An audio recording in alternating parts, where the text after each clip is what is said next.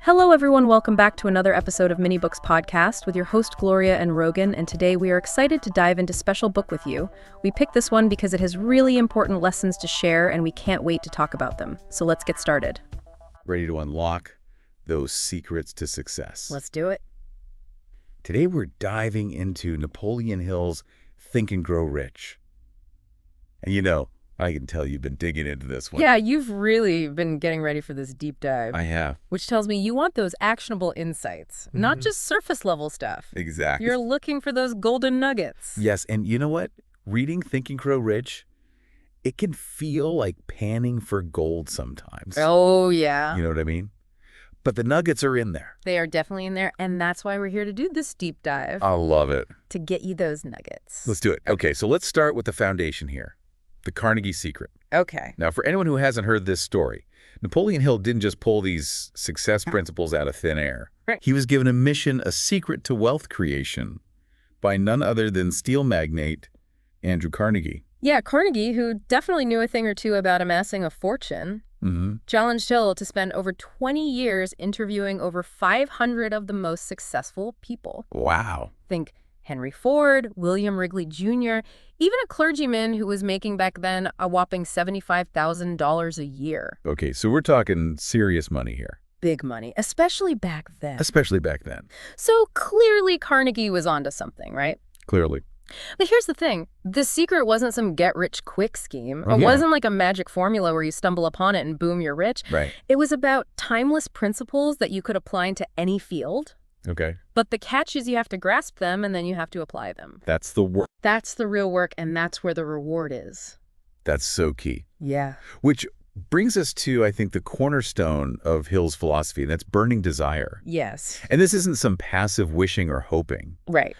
Hill was adamant that real success starts with an all-consuming desire. He was. And, he illustrates this so well with the story of Edwin Barnes, Okay. who was just completely fixated on working with Thomas Edison. Okay. Not even for him, with him. Wow. We're talking hopped a freight train to meet him level of determination. Hold on. He actually hopped a freight train. Hopped on a train to meet him. Wow. Talk about going the extra mile. He gets to Edison, and he doesn't even ask for a job. He's like, I'm going to be your business partner. Oh, my gosh. That's some audacity right there. Yeah. But he had this unwavering belief that he would get what he wanted, and Edison saw it. He saw that fire. He saw that burning desire, and he gave him a shot.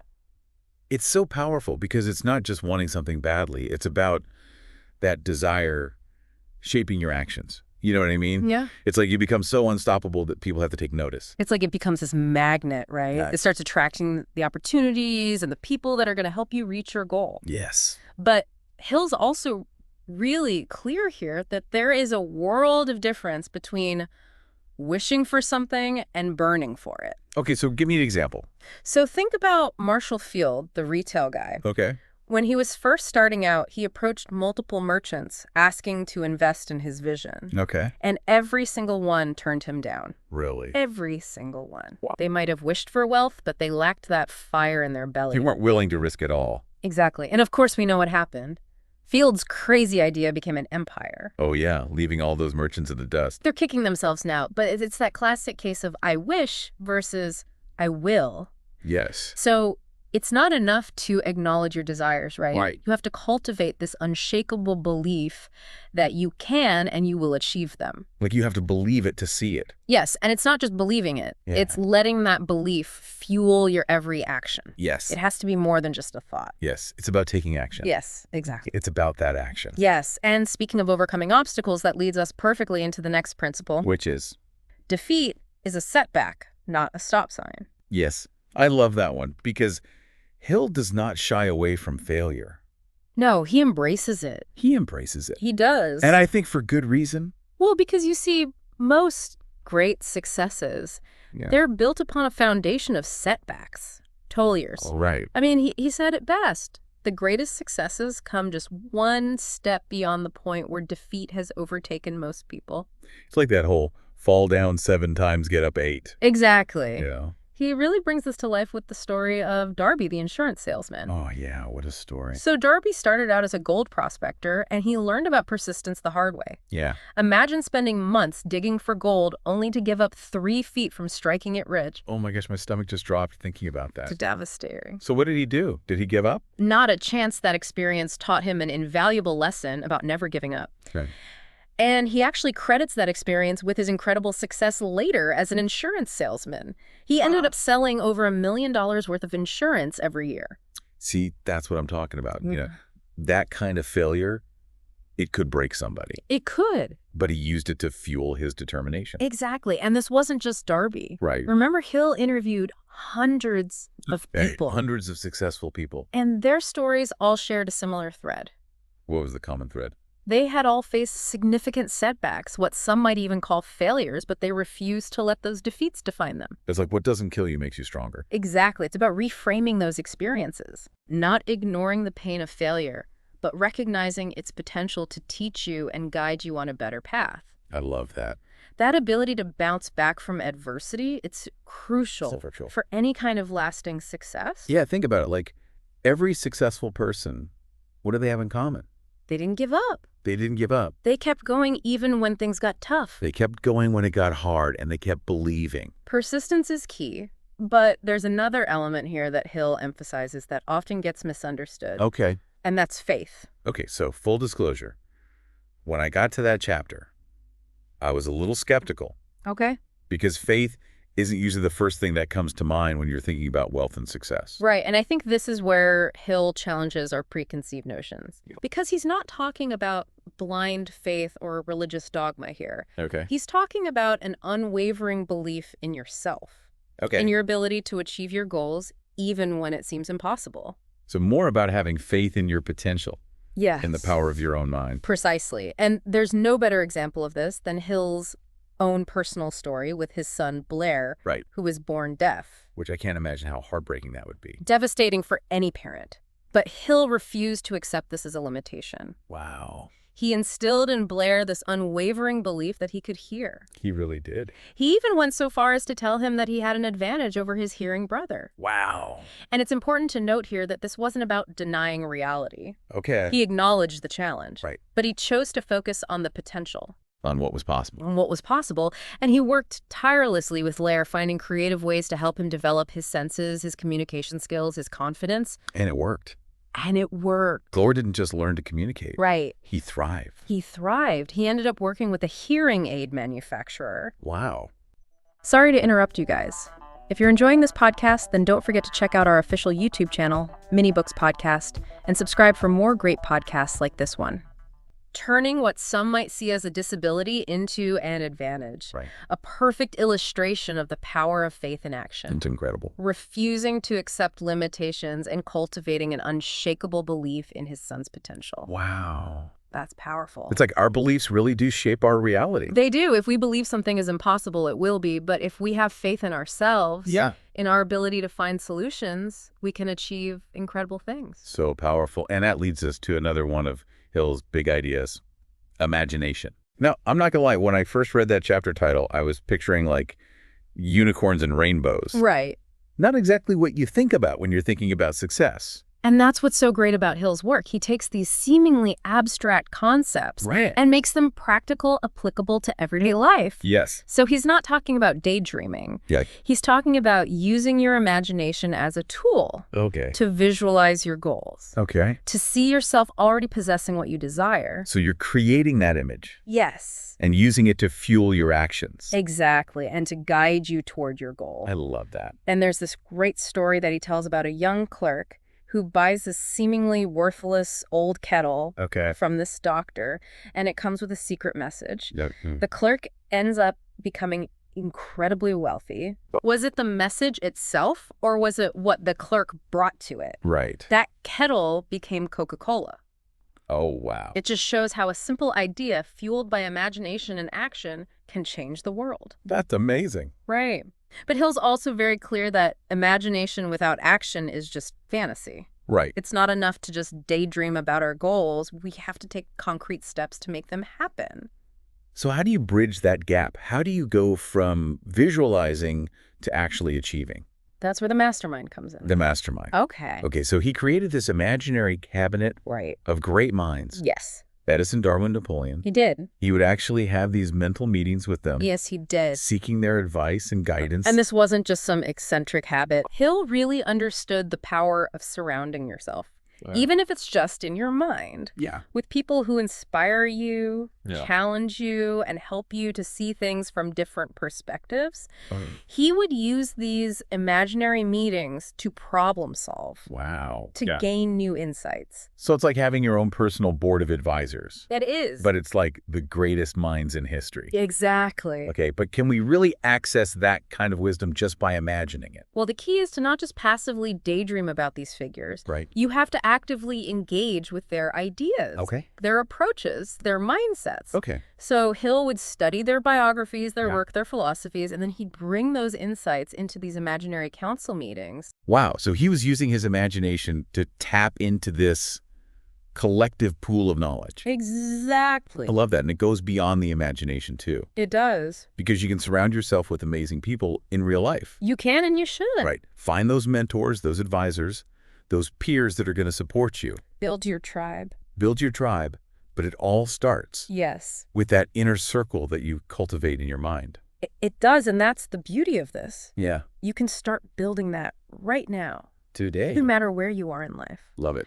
You can tap into the wisdom of the ages simply by choosing to learn from those who came before you. It's about standing on the shoulders of giants. Exactly. I love that. Yeah. But there's more to Hill's philosophy than just achieving external success or accumulating wealth. Oh, absolutely. Right. He digs into the power of the sixth sense and the importance of mastering fear. Yes. And this is where things get really interesting because Think and Grow Rich isn't just about money, it's about self-mastery. Yes. It's about understanding and harnessing the power of your own mind. So what's the deal with this sixth sense? Are we talking about ESP here? Not quite. Hill's concept of the sixth sense is a little bit more nuanced than that. Okay. He describes it as our connection to infinite intelligence, Okay. that universal source of wisdom and inspiration. So it's like that gut feeling. Yes, that intuition, The aha moment. that flash of insight that seems to come from beyond our conscious mind. It's like tapping into a deeper level of awareness. Exactly. Okay. Hill believed that this sixth sense, this connection to infinite intelligence, is the key to unlocking our full potential. That's huge. It's the source of those aha moments, those breakthroughs that can transform our lives. Yeah. But he also recognized that fear can block our access to this inner wisdom. Fear is a big one. It is. That's why he dedicated an entire chapter to identifying and conquering our fears. And he didn't just talk about fear in general. No, he got specific. He identified 6 specific fears that hold people back. He did the 6 basic fears. Okay. The fear of poverty, fear of criticism, fear of ill health, fear of loss of love, fear of old age, and fear of death. Okay, so those are pretty big ones. They are, and he argued that these fears are at the root of most failures and unhappiness, Wow. that they paralyze our minds, stifle our creativity, Yeah. and prevent us from taking action toward our goals. So how do we get over them? Well, he gives us actual strategies, and that's what's so empowering about his work. Because it's one thing to tell me what to do, but he actually gives us the tools. Yes, he does. He provides this roadmap for identifying and dismantling our fears and replacing those negative thought patterns with positive, empowering beliefs. Love that. So it starts with self-awareness, understanding how our fears manifest in our thoughts, emotions, actions. So it's not about pretending that we don't have fears. No. It's about recognizing them, Yes. understanding where they're coming from, and then figuring out how to work through them. Exactly. And that's where Hill's emphasis on action comes in again. Okay. Because knowledge without application is useless. Oh, he's the worst. You can read every self-help book in existence. Right. But if you don't take action, nothing is going to change. Nothing's going to change. He actually dedicates a whole section to the dangers of if-itis. This dream-killing habit of saying, if only. Oh, yeah, if only I had more time. If only I had this. If only I had the talent, if only. If only I had the money. Right. And Hill argued that these if statements are actually a form of mental self-sabotage Okay. that keep us trapped in a cycle of inaction and wishful thinking. So it's about replacing the if with when. Exactly. That small shift in language Yeah. actually reflects a deeper shift in belief. Oh, I love that. Because when you start saying when, You're no longer dwelling in the realm of possibility. You're stepping into the realm of certainty. You're declaring your intention Yes. that you're going to achieve this goal. And that's the power of decision. So powerful. Hill believed that our decisions shape our destiny. He even included a list of 30 penetrating questions for self-analysis. Yes, I love that part. To help us identify our strengths, our weaknesses, and our true desires. It's like a personal inventory. It is. It is. For your soul. It is. And it forces you to confront those limiting beliefs. Right. And to get really honest about what you want out of life. And that's the key. It's about honesty. It is. And that honesty is the foundation for taking action. Because once you know what you want, Yes. you've identified those fears. Yes. Now you can create a plan. Exactly. And start taking action. Exactly. And that's what Hill's work is all about. Yes. It's not just about thinking. It's about growing. Love it. It's about using the power of your mind to create the life you desire. So good. Sorry to interrupt you guys. If you're enjoying this podcast, then don't forget to check out our official YouTube channel, Mini Books Podcast, and subscribe for more great podcasts like this one. But he leaves us with this final provocative thought. This question that challenges us to question our assumptions about what's possible. Okay. He argues that King Edward VIII's decision to abdicate the throne for love was the ultimate act of desire and decision-making. Wow. Ah. Just let that sink in for a second. Think about that. This is a man who had it all. Seemingly had it all. Wealth, power, prestige. He was willing to give it all up for something he valued even more. And that was love.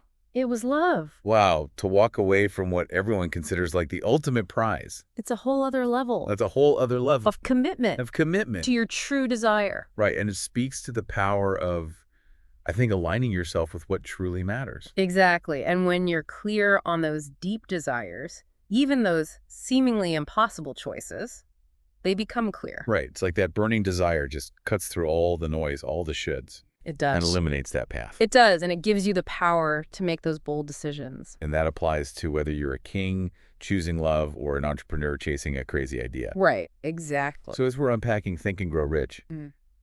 I'm curious, what are some common threads that you see in how Hill approaches taking action on those desires? Yeah. Because we talked about the mindset, Right. but what about those practical steps? Yeah, well, Hill was a big believer in concrete plans and consistent effort, but he also stresses that action isn't just blindly charging forward. Okay. It's about informed action, Okay.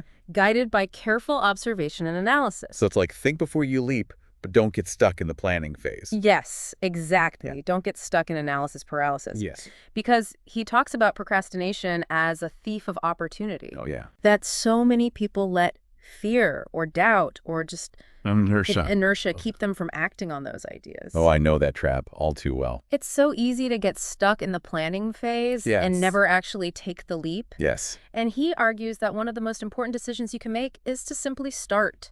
Just start. Even if you don't have all the answers or you don't feel totally ready, Just start taking action. because action, even imperfect action, creates momentum. Momentum. And momentum leads to results. So take that first step, even if it's a small one, Yes. and then you build on that momentum. Exactly. And he also talks about the importance of persistence, of not giving up at the first sign of difficulty. Right. Remember Darby, the insurance salesman who almost struck gold? Hill tells that story to emphasize that success often comes right after a setback, right when most people would give up. Right. It's about having that unshakable belief in yourself, in your vision. Exactly, and that unwavering belief ties back to the mastermind. Right. Hill found that surrounding himself with people who believed in him even when he doubted himself Right. gave him the support and the encouragement that he needed to keep going. So find your people. Kind your tribe. Your tribe, the ones that lift you up, that Exactly. inspire you to reach higher. Yes, and remember, this can be a real-life network, Yeah. or it can be that inner circle you create in your mind Yes. by connecting with the wisdom of great thinkers and achievers. Love it. He said, we become what we think about. Yes. And surrounding ourselves with these positive, inspiring influences, whether real or imagined, can have such a profound impact on our actions and our results. It's about consciously shaping your environment, It is. both internally and externally, to support those goals. Exactly.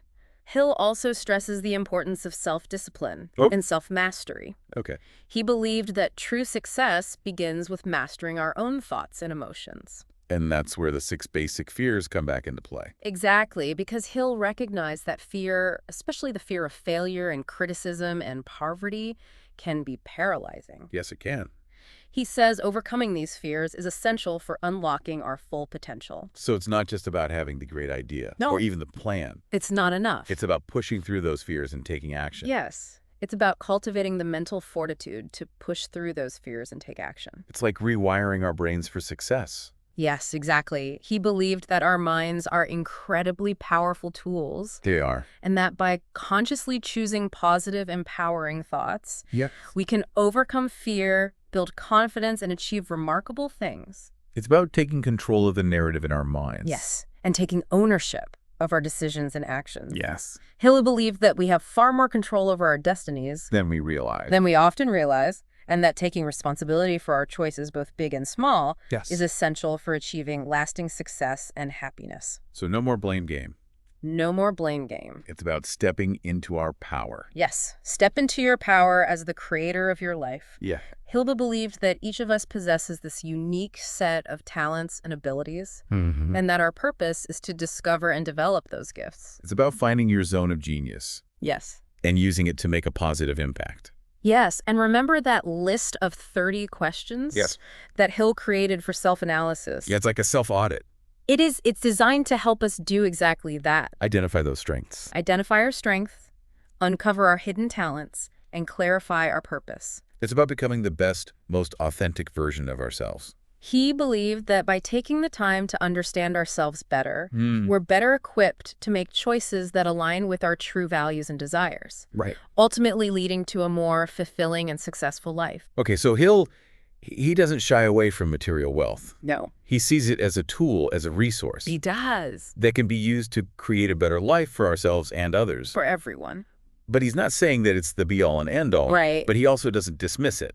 No, he doesn't. And he believed that wealth, when acquired and used ethically, Yes. could be such a powerful force for good in the world. Yeah. But he also emphasized that true wealth, it encompasses far more than just possessions. Right. It's about living a rich life Exactly. filled with purpose and meaning. And that brings us back to King Edward. Okay, how can we forget about King Edward? Giving up the throne. Such a power move. Whitehall used that story to illustrate that true success isn't about conforming to societal expectations or chasing after external validation. It's about what matters to you. It's about having the courage to define success on your own terms, On your own terms. to make choices that align with your deepest values and desires, Yes. even if those choices go against the grain. It's about having the audacity to create a life that is authentically yours. Exactly. Even if it looks different from what everyone else expects. Yes. It's about defining success on your own terms. Yeah. So as we start to wrap up this deep dive into Think and Grow Rich, what's the one thing you hope our listeners take away from Hill's message? You are capable of far more than you think you are. Mm-hmm. Don't let anyone tell you otherwise. I love that. Not even yourself. Yeah. Hill's principles are a roadmap, but you are the one that has to take the wheel Yes, you have to drive. and steer your life in the direction of your dreams. It's about recognizing that power that lies within each of us. Yes, We have that potential, we do. but we have to tap into it. Exactly. And, his work is a reminder that we are not victims of circumstance. Right. We have the power to choose our thoughts, our beliefs, our actions. We- And those choices determine the course of our lives. It's not about being lucky. No. It's about creating that luck, Yes. putting in the work. It is. And it starts with that burning desire, that unshakable belief that you can achieve whatever you set your mind to. So listener, as you're reflecting on all of this, I want you to ask yourself, what is one small step that you can take today Yes. to turn one of those ifs into a win? Because even the most incredible journeys start with a single step. One step at a time. That's it. That's all it takes. One step at a time. And that is our deep dive into Napoleon Hill's Think and Grow Rich. Such a good one, as always. So much to unpack. I feel like we could talk about this one for days. Oh, we could. We could. Thank you so much for tuning in. If you enjoyed this conversation and want to dive into more book insights and key learnings, don't forget to subscribe to our channel, Mini Books Podcast, and hit the notification bell so you never miss an episode. We're back every Sunday at 9 a.m. with new books and more to learn from. Until next time, take care, keep learning, and keep growing. Remember, this is Mini Books Podcast.